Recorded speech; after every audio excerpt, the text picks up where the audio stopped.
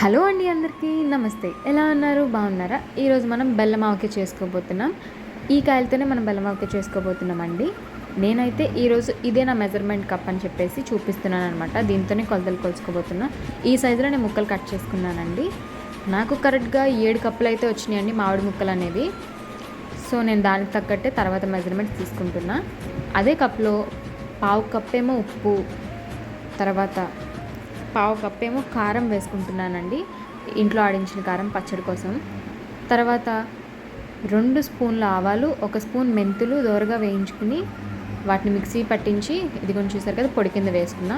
పావు కప్పేమో వేరుశనగ నూనె, 3 కప్పుల కోరిన బెల్లం వేసుకుంటున్నానండి. ఇప్పుడు మొత్తం ముక్కకు పట్టేలాగా ఉప్పు, కారం, బెల్లం అంతా కూడా కలుపుకోవాలి. కలుపుకునే లోపల సరదాగా ఒక పాట పాడుకుందామా? పడుతూ లేచే అలలే కాదా నీకే ఆదర్శం, ఉరుము మెరుపు ఎదురే పడని పరుగా పక్కుని పయనం, తీపి కావాలంటే చేదు మింగాలంటే, కష్టమొచ్చి కౌగిలిస్తే హత్తుకో ఎంతో ఇష్టంగా. I hope you enjoy the song. ఇప్పుడు ముక్కల మీద మూత పెట్టేసుకుని ఒక 24 అవర్స్ రెస్ట్లోకి పెట్టేయండి.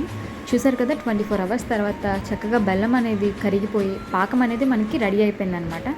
కాకపోతే ఏంటి అంటే పాకం అనేది పలచగా ఉంది. చూసారు కదా, ఒకసారి ఇప్పుడు ఏం చేయాలంటే గరిటతో ఒకసారి కలిపేసుకోవాలండి. కలిపేసుకున్న తర్వాత ఆ ముక్కలు అనేవి పాకం నుంచి సెపరేట్ చేసేసుకోవాలన్నమాట. ఇప్పుడు సెపరేట్ చేసుకుని నేనైతే ఈ మామిడి ముక్కల్ని ఒకరోజు మాత్రమే ఎండలో పెడుతున్నానండి. మామిడి ముక్కల్ని ఒకరోజు ఎండలోని, పాకం మాత్రం 3 రోజులు పెడుతున్నాను. ఎందుకు ఏంటి అనేది మీకు చూపిస్తాను, చూడండి. చూసారు కదా, మనకి పాకం అయితే చాలా అంటే చాలా పలుచగా ఉంది. ఇప్పుడు చూడండి, ఈ పాకాన్ని సెపరేట్గా ముక్కల్ని సెపరేట్గా చేసేసుకున్నామండి. నేనైతే ముక్కల్ని ఎండలోని సెపరేట్గా చేసేసుకుని పెట్టుకుంటున్నాను. నేనైతే మామిడి మొక్కలను ఒక రోజు మాత్రమే ఎండలో పెట్టానండి.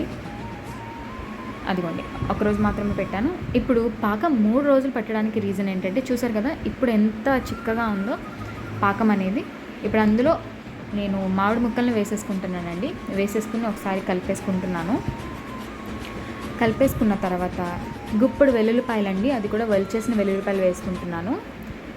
అలాగే పావు కప్పు కాచి చల్లార్చిన వేరుశనగ నూనె అయితే వేసుకున్నాను అనమాట నేను.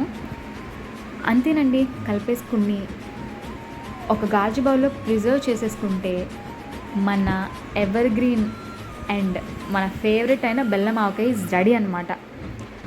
చూసారు కదా, నేనైతే బెల్లం ఆవకాయని ఒక గాజు సీసాలోని, ఒక ప్లాస్టిక్ సీసాలోని వేసుకుంటున్నానండి.